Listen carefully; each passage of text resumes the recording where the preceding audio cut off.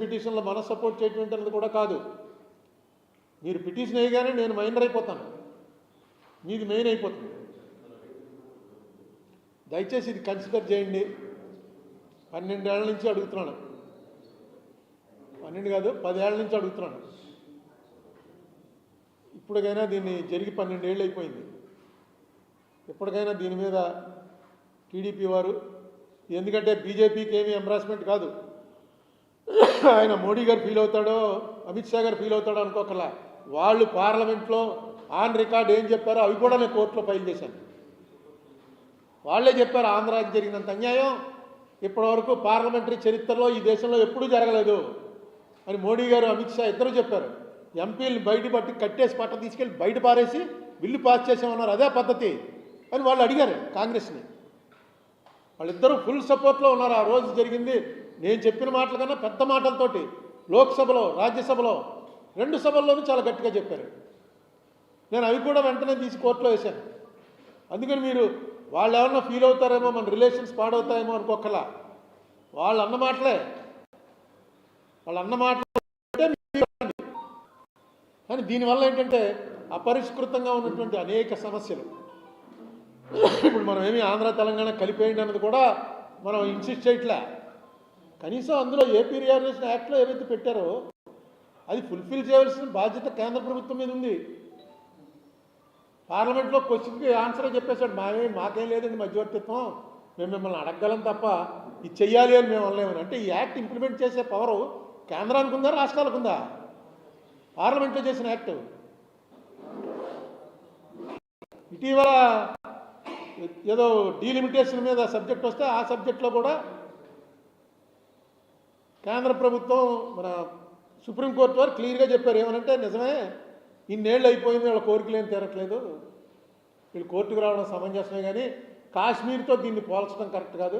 కాశ్మీర్లో డీలిమిటేషన్ ఎలా చేస్తున్నారండి, ఆంధ్ర తెలంగాణలో ఎందుకు చేయట్లేదు? ఆంధ్ర తెలంగాణలో చేయాలని డైరెక్ట్గా యాక్ట్లోనే పెట్టారు సెక్షన్ 26లో. మాకు చేయకుండా కాశ్మీర్కి ఒక్కదానికి ఎలా చేస్తున్నారని అడిగినప్పుడు కేంద్రం వారి సింపతి డైరెక్ట్గా అన్నారు, మీ సెంటిమెంట్ మాకు అర్థమైంది, మీ సెంటిమెంట్ అని తప్పు అని కూడా మేము అనలేము, కానీ కాశ్మీర్ వేరు, ఆంధ్ర వేరు, తెలంగాణ వేరు. ఎందుకంటే కాశ్మీర్ వాళ్ళు కోర్టుకి వెళ్ళి బోల్డ్ ఫైట్ చేశారు, మన వాళ్ళు ఎవడెళ్ళాడు?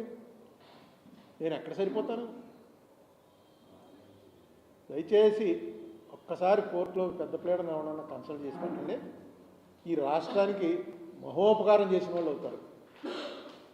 ఏదో మీరు చేసిన పని ఒకసారి తెచ్చుకోండి. ఆయన అన్నాడు, టీవీ కట్టేసి తలుపులు మూసేసి ఆ సంబంధించిన ఎంపీలందరినీ తీసుకెళ్ళి బయట పారేసి మార్షల్స్తో బయటికి తోయించేసి మీరు చేసిన అఘాయిత్యమా మేము చేస్తున్నది అఘాయిత్యమా, మేము డిస్కషన్ పెట్టామన్నాడు ఆయన కాశ్మీర్ విభజనప్పుడు. సో కనీసం వారు చెప్పిన మాటలన్నా ప్రేరణగా తీసుకుని మీరు మరొకసారి మిమ్మల్ని మా రాజమండ్రి ప్రెస్ వారి ద్వారా విజ్ఞప్తి చేస్తున్నాను, ఈ న్యాయం చేయండి రాష్ట్రానికి. కనీసం మనం ఆ రోజున చేసినటువంటిది ఈ విభజన తప్పు అని ఏదైతే మీరు అన్నారో అది కరెక్ట్ అని కోర్టు చెప్పి తీరుతుంది. ఎందుకంటే విభజన అన్నిటికన్నా డెమోక్రసీకి ఫండమెంటల్ ఏంటంటే ఆర్టికల్ 100 ఏంటంటే ఏ ఇష్యూ అయినా తేల్చేటప్పుడు మెజారిటీ ఎక్కడుంది అన్నది డిసైడ్ చేసి ఆ మెజారిటీ నిర్ణయాన్ని తేల్చాలి. అది డెమోక్రసీకి పిల్లర్. పంచాయతీలో జరిగినా పార్లమెంట్లో జరిగినా దాన్ని వక్రీకరించడానికి దాన్ని అతిక్రమించడానికి లేదు. మనకి ఈ ఒక్క బిల్లే ఇప్పటివరకు భారతదేశ పార్లమెంట్ చరిత్రలో ఈ ఒక్క బిల్లే మెజారిటీ ఎటుంది అన్న విషయం తేల్చకుండా తలుపులు మూసేసి అయిపోయిందన్నారు. తలుపులు మూసేసి రికార్డింగ్ చేయనప్పుడు అయిపోయిందన్నారు. నేను నీకెలా తెలుసురా నన్ను అడిగితే పార్లమెంట్ రికార్డే మీ అందరికీ తెలుసుంటే మీకు అనేకసార్లు చూపించాను. లోక్సభ రాజ్యసభ ముందు బెంచీల్లో కూర్చొని రాసినటువంటి వాళ్ళ రికార్డుని బట్టి తెలిసింది ఏంటంటే ఓటింగ్ అడుగుతూనే ఉన్నారు, ఓటింగ్ ఇవ్వలేదు స్పీకర్ గారు, ఇవ్వాల్సిన అవసరం లేదని చెప్పారు. ప్రతి క్లాస్కి ఆవిడ క్లాస్ పేరు చదవగానే లేచి అమ్మా ఓటింగ్ పెట్టకపోతే తల్ల లెక్కెడతానో తల్లన్న లెక్కట్టు అని అరుస్తుంటే తల్ల లెక్కట కూడా పెట్టలేదు. అది రికార్డ్ అయ్యి ఉంది మొత్తం. దీన్ని కూడా మనం ప్రశ్నించలేకపోతే అది దీని మీద మీరు కూడా కొంచెం ఇంపార్టెన్స్ ఇచ్చి దీంట్లో పార్టేక్ చేయండి మీడియా. ఎందుకంటే మిగతా చోటుకి వెళ్తే ఏ ఊర్లో ప్రెస్ మీట్ పెట్టినా దీని మీద ఇంత అవగాహన ఉన్న వాళ్ళు రాజమండ్రి వాళ్ళు ఉన్నారు. ఎందుకంటే దీని మీద డిస్కషన్ అనగానే మీలో చాలామంది ఏముందండి కొత్త విషయం ఏముందండి ఎప్పుడు చెప్తూనే ఉంటారు కదా మీరు అన్నారు. ఎందుకు చెప్తున్నానంటే నా దృష్టిలో ఇది డెమోక్రసీకే చాలా అన్యాయం జరిగింది. ఆ అన్యాయం ఒక వ్యక్తికి జరిగింది కాదు, ఒక స్టేట్కి జరిగింది. దాని ఫలితాలు ఇప్పుడు కూడా చూస్తున్నాం. ఆ వేళ నుంచి ఈ వేళ వరకు రెవెన్యూ లోటు లేకుండా ఒక్క సంవత్సరం కూడా ఈ రాష్ట్రం జరగలేదు. ప్రతి బడ్జెట్లోనూ రెవెన్యూ లోటు రెవెన్యూ లోటు రెవెన్యూ లోటు రెవెన్యూ లోటు అంటేనే దరిద్రం. మీకు ఫిస్కల్ డెఫిసిట్ వల్ల దరిద్రం ఉండదు, ఎందుకంటే దానికి సంబంధించిన ప్రాపర్టీస్ కనబడుతున్నాయి అనుకోండి. అప్పు చేసి ఆస్తి కొంటే నష్టమే ఉండదు. అప్పు చేసి మనం భోజనం తింటున్నాం అంటే పరిస్థితి ఏంటి? నడపలేకపోతున్నాం అనమాట. ఎప్పుడు రెవెన్యూ డెఫిసిట్టే. మీరు కాంగ్రెస్ పరిపాలించినప్పుడు ఎప్పుడూ రెవెన్యూ డెఫిసిట్ ఉండదు. వెరీ రేరు 10 ఏళ్ళకి ఓవర్ డ్రాఫ్ట్ మీదకే వెళ్ళదు అసలు. రోషయ్య గారు ఫైనాన్స్ మినిస్టర్గా ఉన్నప్పుడైతే ఆయన గర్వంగా చెప్పేవాడు ఓవర్ డ్రాఫ్ట్ తీసుకోవడం అంటేనే ఒప్పని.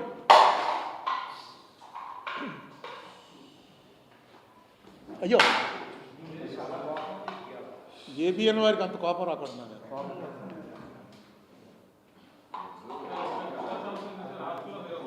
అందుకని దయచేసి ముందు ఒక 1,00,000 కోట్లలో మన షేరు 70-80 వేల కోట్లు వస్తుంది. ఇప్పుడు ప్రస్తుతం దరిద్రంలో ఉన్నాం. అది 12 ఏళ్ళు అయిపోయిందండి. అంత క్లియర్గా యాక్ట్లో పెట్టింది. అప్పుడేమో కేసీఆర్కి జగన్కి మంచి స్నేహం అన్నారు, అప్పుడు తేలలేదు. ఇప్పుడు ఇక రేవంత్ రెడ్డికి చంద్రబాబు నాయుడు అయితే అందరికీ తెలిసిన స్నేహం. ఇంకా కేసీఆర్ను జగన్ది లోపల స్నేహం, మనం బయటికి కాదని అంటాం. ఇది వీళ్ళది ఓపెన్, ఇద్దరికి బాగా క్లోజ్ రిలేషన్ ఉంది, అందరికీ తెలుసు. కూర్చుని ఒకసారి మాట్లాడుకోండి, అన్ని యాక్ట్లో ఉన్నవే కదా. లేదు వాళ్ళకి మనకి మాట ఉంటుందంటే కోర్టు క్లియర్గా చెప్తుంది, వెంటనే డిసైడ్ చేయండి అని. ఆ 1,00,000 చిల్లర కోట్లది ఏదైతే ఉందో అది వెంటనే డిసైడ్ చేయండి, ఇద్దరు కూర్చోండి, కేంద్ర ప్రభుత్వం ఇంటర్ఫీర్ అవ్వండి, అయ్యి 50 to 38 కింద వెంటనే డిసైడ్ చేయండి అని క్లియర్గా చెప్తుంది.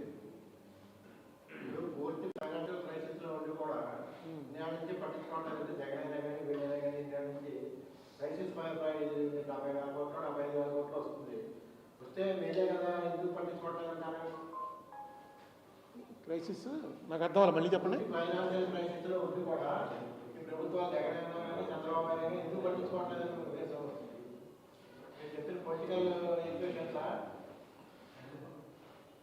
ఇది చిదంబరం రహస్యం. దీని మీద ఏమన్నా చెప్పానంటే నేను ఎక్యూజ్ చేయవలసి వస్తున్నాను. మామూలుగా జనరల్ లాగా అనుకునేది ఏంటంటే చంద్రబాబు నాయుడు గారికి కానీ జగన్మోహన్ రెడ్డి గారికి కానీ వాళ్ళకు ఉన్నటువంటి ఆస్తులన్నీ కూడా తెలంగాణ ప్రాంతంలో ఉన్నాయి కాబట్టి అక్కడ ఏ ప్రభుత్వం ఉన్నా సరే ఆ ప్రభుత్వంతో వాళ్ళు గొడవ పెట్టుకోరు అనేది ఒక జనరల్ ఉంది. అది నిజం కూడా. గొడవ పెట్టుకోవడం గొడవ పెట్టుకోకపోవడంలో యాంబిగ్యూటీ ఉందేమో కానీ వీళ్ళవన్నీ అక్కడే ఉన్నాయి. అనేక సార్లు చెప్పారు.